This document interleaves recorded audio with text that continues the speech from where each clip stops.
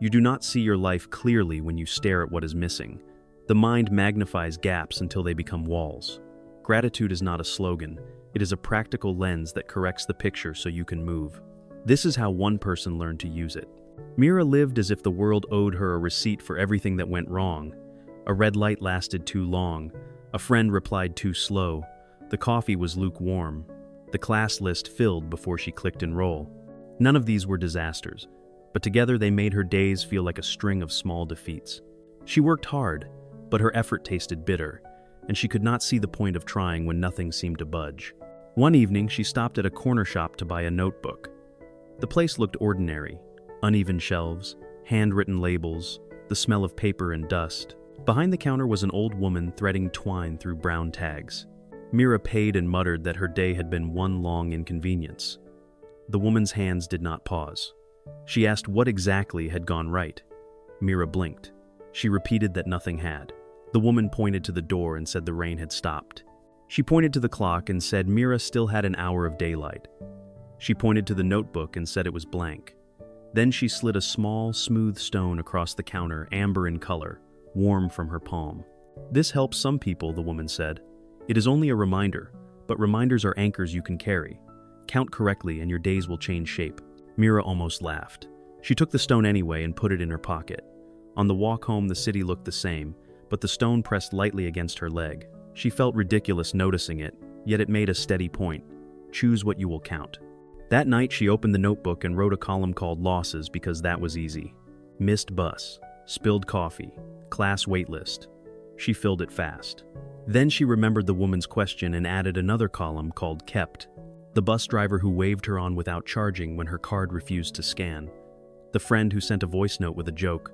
The neighbor's basil plant left on the stoop with a tag that read, "Take some." The notebook softened something hard inside her.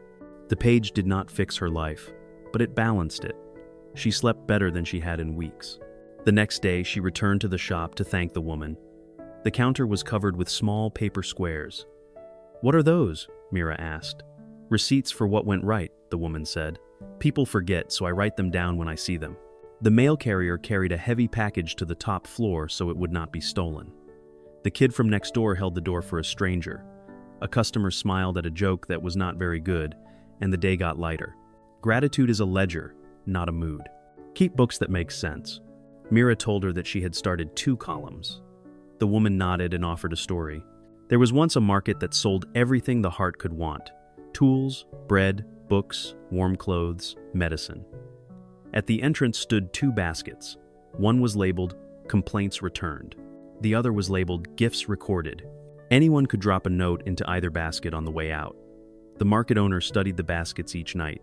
When the complaints basket filled, he adjusted the lights, swept the floors, trained the clerks.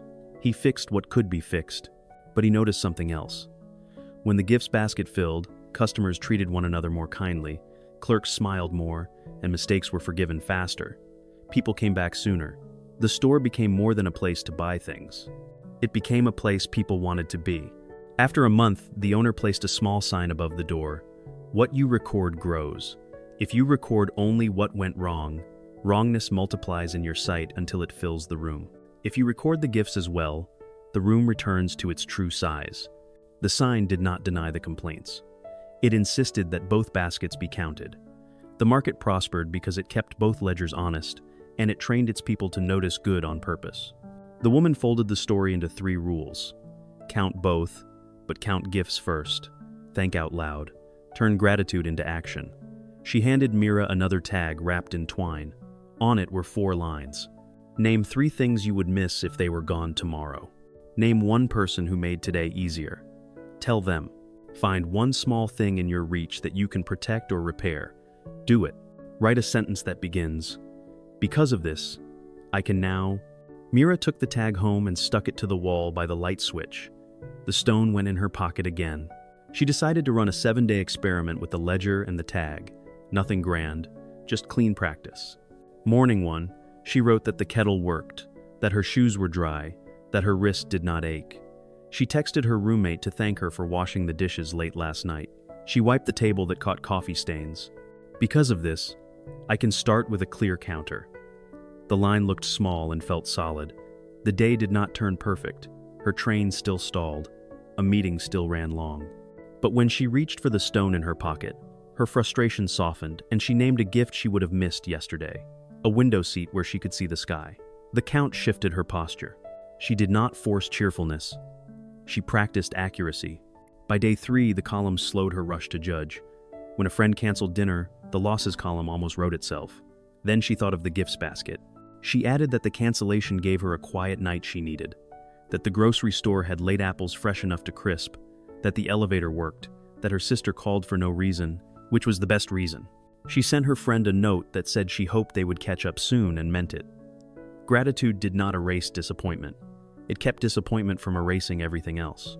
On day 5, she felt the old sourness creep back. The day had more going wrong than right. She forgot her headphones. A deadline moved forward without warning. A stranger snapped at her in line. She wanted to drop the practice as childish. The stone in her pocket argued gently. She carried the ledger to a park bench and wrote 3 things she would miss if they were gone. The smell of cut grass, the street vendor who always rounded down the price when she was short on cash, the city library that let her borrow audiobooks without a lecture about overdue fees. The act of writing widened the day enough for air to move through it. She sent a short thank you to the vendor, which made her grin, which did not fix the deadline but did fix her face. The week ended. She brought the notebook and the stone back to the shop. The woman listened as Mira described the experiment. She said it felt like she had been wearing glasses with a smear and had finally cleaned them. The woman nodded and added one more step. Gratitude that stays on paper is good. Gratitude that moves your hands is better. Pick one small way to turn thanks into service each day. If your list says you are grateful for your sister, offer to read her draft. If it says you are grateful for the park, pick up 2 pieces of litter. If it says you are grateful for your health, cook real food for someone who is too tired to cook. Mira took the step the next day. She wrote a note to her mother that said, "Thank you for teaching me to keep receipts and to keep trying." She emailed her professor to say that a single comment in class gave her the confidence to apply for an internship. She tidied the bike rack outside her building, so there was space for one more commuter. None of these were dramatic. They were proof that she understood the nature of a gift. It can be passed along. Weeks turned into a steady pattern. The ledger of kept grew thicker than the ledger of losses, not because life turned easy, but because she learned to count correctly. She repaired small things before they became large. She thanked people quickly, which made help easier to ask for and easier to give. She applied for the class again and got in, not by luck, but because the professor recognized her name from a letter that had taken 60 seconds to write. She still had bad days. She still wrote complaints. She did not let them be the only story. The stone stayed in her pocket until she no longer needed it to remember. One evening, the shop's lights were off, and the door was locked. A handwritten sign hung there. "Back soon. Keep counting correctly." She stood on the sidewalk and smiled. The city had not changed. She had. Buses still ran late. Coffee still cooled too quickly. Deadlines still jumped. But the gifts were visible because she had trained her eyes. The practice left her with a final, quiet insight. Gratitude is not a denial of pain. It is a refusal to give pain the whole page. It is a working method for attention. It locates strength you already have, relationships already holding you up, tools already within reach. When your mind wants proof that your life is more than an accident of annoyances, you can hand it the ledger. When someone else needs help seeing their day with honest weight, you can hand them a blank page and a small stone and teach them how to count. What you record grows. Record the gifts first. Thank out loud. Turn thanks into action. Keep books that make sense.